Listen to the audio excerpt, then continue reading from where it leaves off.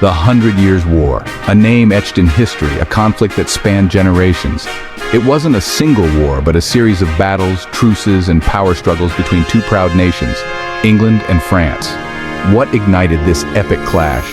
The answer lies in a tangled web of territorial disputes and a fight for the French throne. In the 14th century, England and France, though separated by the English Channel, were deeply intertwined. English kings held lands in France, a legacy of their Norman ancestors. At the heart of the dispute was the question of succession to the French throne. When the French king Charles IV died without a male heir, his cousin Edward III of England believed he had a rightful claim. But the French nobility, wary of English influence, crowned Philip VI, a more distant relative, as their king. Edward, a young and ambitious king, refused to let his claim go unchallenged. The year 1337 marked the beginning of the 100 Years' War. Edward III, enraged by the French rejection of his claim and eager to assert his authority, declared war on Philip VI. Thus began a clash of two powerful symbols, the English lion and the French fleur-de-lis. I will not sit idly by while my rightful claim is denied. We will march and we will fight. Edward, a skilled military strategist, focused his initial attacks on Flanders, a region in northern France known for its wealth from the wool trade. By forging alliances with Flemish towns, Edward aimed to weaken the French economy and gain a strategic foothold on the continent. The Battle of Sluys, a naval clash in 1340, marked an early English victory, giving them control of the English Channel.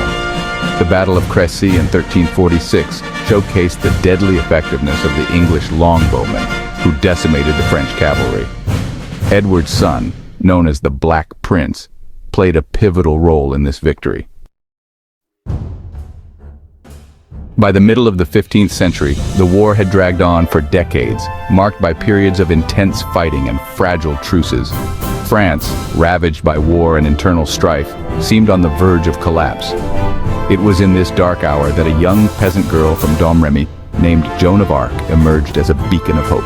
I have heard the voices of saints. They have called upon me to save France. Joan, deeply religious and imbued with a sense of divine mission, claimed to have visions and hear voices of saints urging her to save France.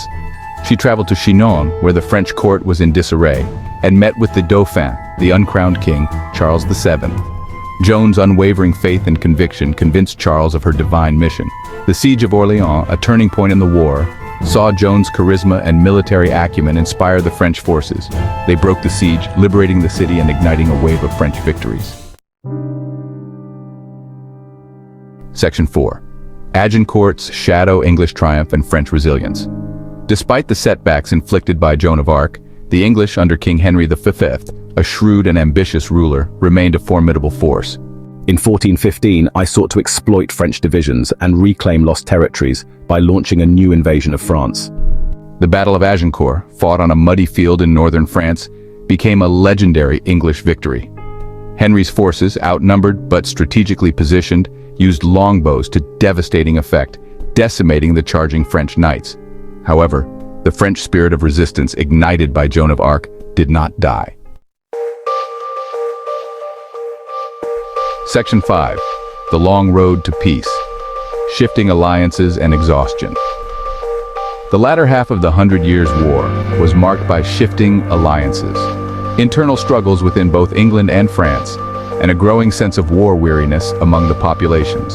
Joan of Arc's capture and execution by the English in 1431, while a blow to our morale, ironically fueled our desire for victory.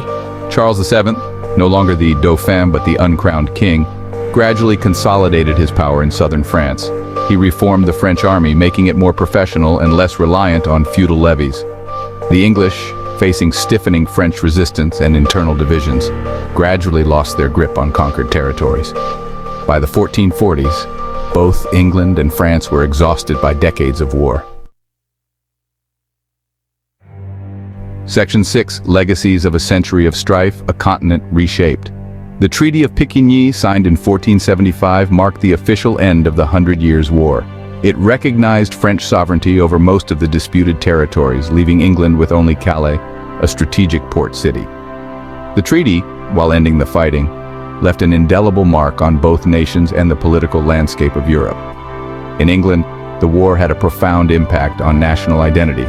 The victories at Crécy and Agincourt fostered a sense of national pride and military prowess.